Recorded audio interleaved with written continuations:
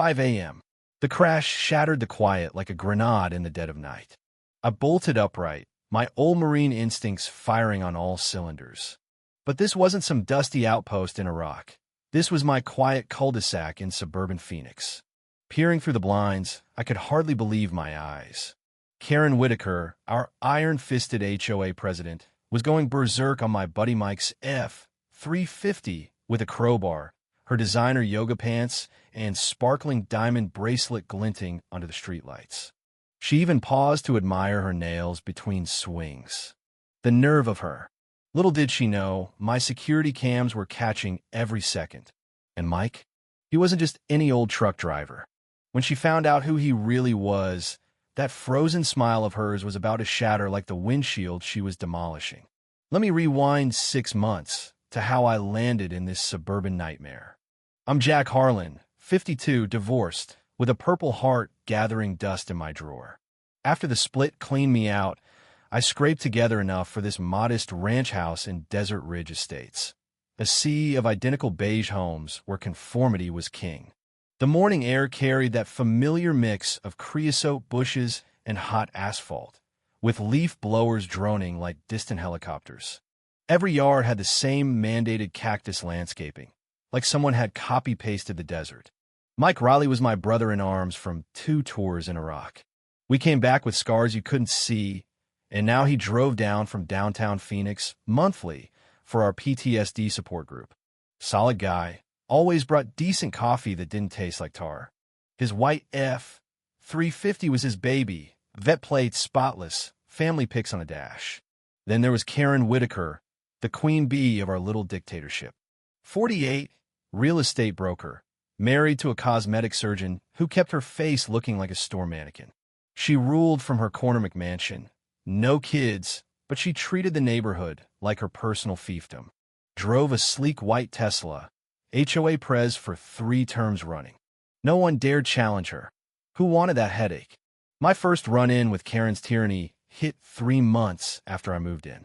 I hung an American flag on my porch, standard 3x5, nothing flashy. Next day, a yellow violation notice slapped on my windshield like a summons. Unapproved flag placement. $300 fine. I called the HOA office, figuring it was a mix-up. Nope. Flags had to be on regulation poles at precise angles, per the architectural committee. And who was the committee? Just Karen, playing God. The board meeting smelled like cheap carpet cleaner and defeat. 5 members behind a folding table, voting 4-1 against me while scrolling their phones. Perhaps you should have read the covenants more carefully, Karen smirked. Mike was visiting that week, saw the flag debacle. He parked his truck in the guest spot and stayed to help appeal. Bam, another fine, $500 for commercial vehicle.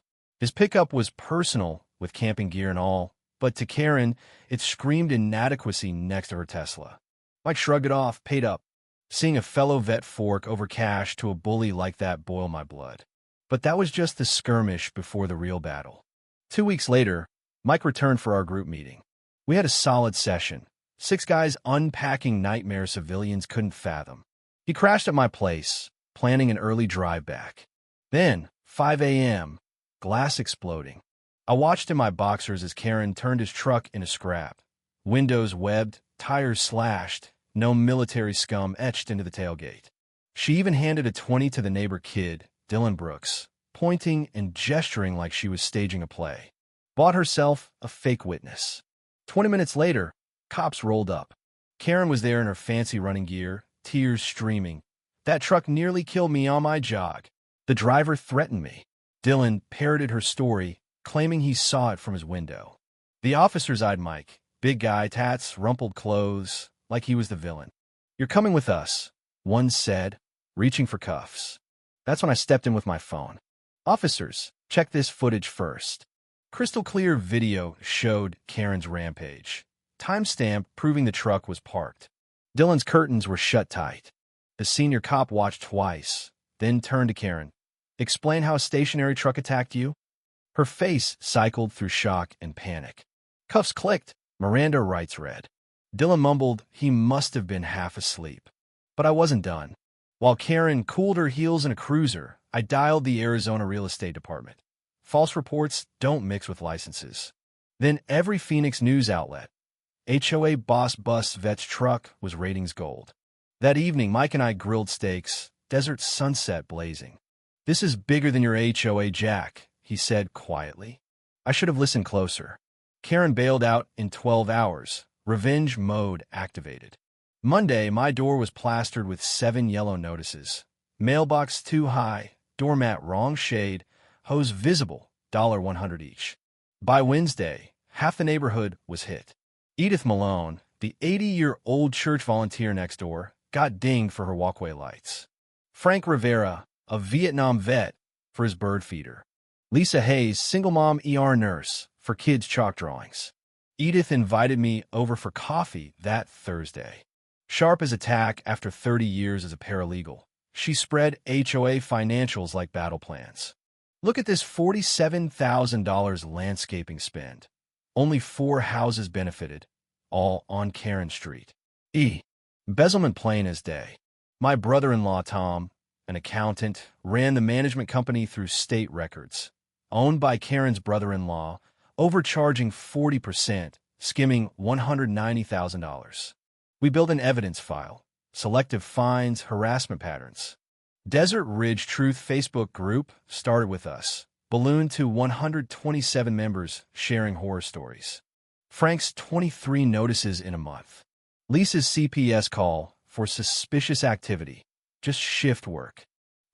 Wasn't power trips, it was targeted cleansing of vets, minorities, working folks. Karen escalated, calling our PTSD group a drug den, reporting us to the VA for substance abuse. Mike called that night. "Tomorrow, you'll see how big this is." But Karen struck first, tailing me to work at the city electrical department. She called my boss Jim, spinning tales of my erratic PTSD episodes.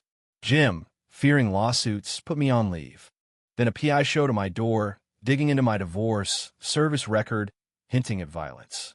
I played nice, but knew they were after Mike too. That evening, Mike dropped the bomb.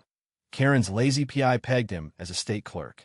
She called from a burner, offering $500,000 to shred files. He recorded it all. Confessions of embezzlement, tampering, obstruction. Next morning, Karen strutted into the Attorney General's office with a cash briefcase, asking for Clerk Mike. Security cams caught her freeze when Mike revealed, "I'm the Arizona Attorney General." Her world crumbled like a bad bluff. But that was the tip. Mike laid out 8 months of investigation. Karen was a cog in a $12 million racketeering ring via her family's management firm, hitting 63 HOAs. Infiltrate boards, drain funds, harass undesirables into selling cheap. Files showed families ruined. Hispanic folks fined for flags, black vets harassed out at losses. They bought VA data, medical breaches, HIPAA felonies. Ready to take them down? Mike asked. We set a trap, fake pool renovation as a sting. Bugged the place like a spy thriller, cameras and lights, mics and speakers. Invite the network to celebrate Karen's win. Edith planned invites, appealing to egos. 2 days out, Karen's desperation peaked. Strange SUVs lurked. My mail vanished, truck keyed with snitch. Power line cut, amateur sabotage. Dylan confessed. Karen paid him to spy, document problems. Her final solution. Dose the pool with chemicals for a prank that could have gassed dozens. FBI ramped up. Hazmat, EOD sweeps. Party day, dawn scorching. Karen's goons tried fake papers on Mike, busted with weapons. Guests arrived. 73 crooks mingling. I played reformed resident. Karen bragged to cronies. Perfect paperwork hides discrimination. Agent Laura Vargas, as contractor, handed Mark cash. Your 15% cut. Karen counted it. Boasted her $200,000 skim. Silence fell. Mike shed his caterer disguise. I'm Attorney General Mike Riley. You're all under arrest. Racketeering, rights violations, corruption. Karen froze, cash in hand. Agents swarmed, handcuffs clicking like justice's ovation. 6 months later, I'm floating in our pristine pool, Mike splashing nearby. Trials were slams. Karen got 8 years, $2.3 million restitution. Her hubby divorced, assets seized. Brother-in-law 5 years, firm dissolved. Dozens more charged, councilmen, legislators. Arizona, HOAs reformed statewide. Our community thrives. New board, open meetings, values up 12%. Edith wed Frank. Pool's a renewal symbol. Dylan's on scholarship, studying justice. Mike leads a task force. Our case a blueprint. Barbecues echo with laughter, flags fly free. What do you think about the violence and injustice lurking in everyday life? Share your take in the comments. Stand up and voice your views.